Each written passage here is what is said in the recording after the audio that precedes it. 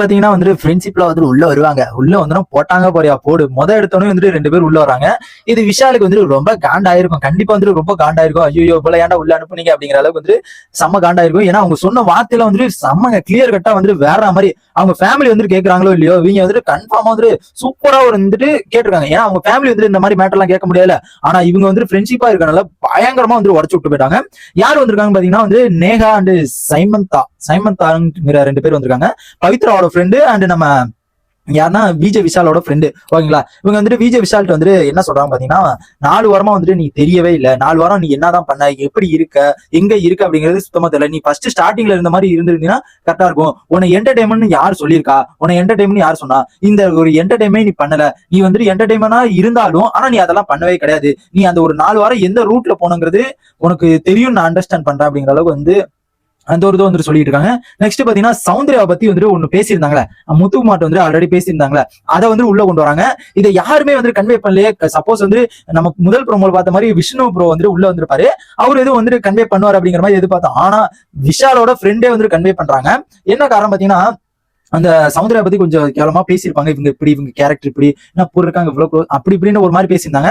இப்ப பாத்தீங்கன்னா இதை விஜய் சேதுபதி சார் உன்னை திருத்திக்க, நீ செய்யறது தப்பு அப்படிங்கிற மாதிரி சொல்லியிருந்தாருல.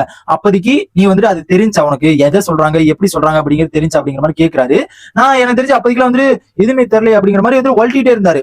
அந்த இதை ஐயோ இவருக்கு தெரியாது போல இருக்கு அப்படிங்கிற மாதிரி மக்கள் மனசுல இடம் பிடிச்சிருச்சு. ஓகேங்களா? இவருக்கு தெரியாது போல இருக்கு, இவர் என்ன விஷயத்துக்கு இப்படி சொல்றாரு அப்படிங்கிற மாதிரி யோசிக்கிற மாதிரி விஷாலோட அந்த ஃபேஸ் கட் இருந்துச்சு. ஓகேங்களா?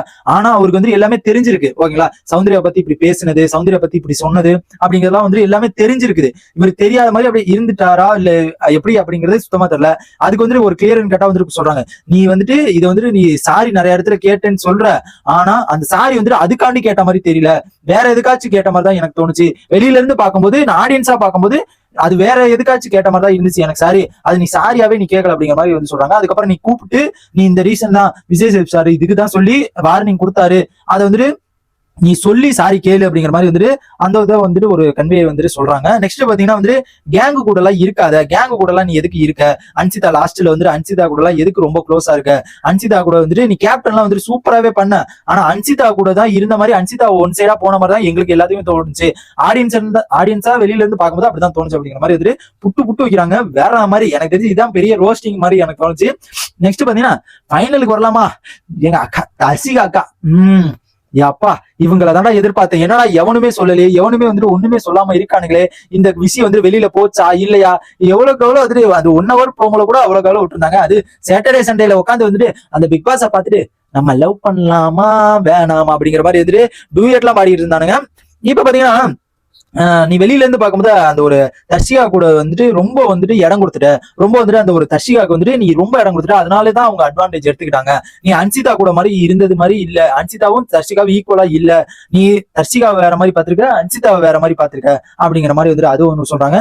எங்களுக்கு எல்லாம் பார்க்கும்போது அப்படி ஒண்ணும் தெரியல. நீ ரொம்ப இடம் கொடுத்துட்ட, ரொம்ப அந்த ஒரு ஸ்பேஸ் கொடுத்து ரொம்ப அந்த இது பண்ணிட்ட அப்படிங்கிற மாதிரி அந்த ஒரு இதை சொல்றாங்க. இதை தாண்டா சொல்லுவாங்கன்னு எதிர்பார்த்துக்கிட்டு இருந்தேன். ஆனா நீங்க சொல்லிக்கிட்டீங்க, நீயும் உங்க இதுக்குள்ளயும் ஒண்ணு இல்ல, அவ இதுக்குள்ளயும் ஒண்ணு இல்ல, ரெண்டு பேத்துக்குமே எதுவுமே இல்ல அப்படிங்கிற மாதிரி சொல்லிட்டீங்க. ஆனா அது வெளியில அப்படிலாம் தெரியல. நீ ரொம்ப அங்க இடம் கொடுத்துக்கிட்டு இருக்க. ரொம்ப அது அவங்க பிராங்கா சொல்ல ஆரம்பிச்சிட்டாங்க. அது லவ்வுக்கு அந்த பொண்ணுக்கு ரொம்ப இடம் கொடுத்து லவ்வுக்கு ரொம்ப இது பண்ணிட்ட அப்படிங்கிற மாதிரி அந்த இதை ஓப்பனா உடைச்சிட்டாங்க. அண்ட் இதை தாண்டா எவ்வளவு பெத்துக்கிட்டாங்க. அவங்க அம்மா அப்பா சொல்லுவாங்கன்னு எதிர்பார்த்தா அதையும் சொல்லல.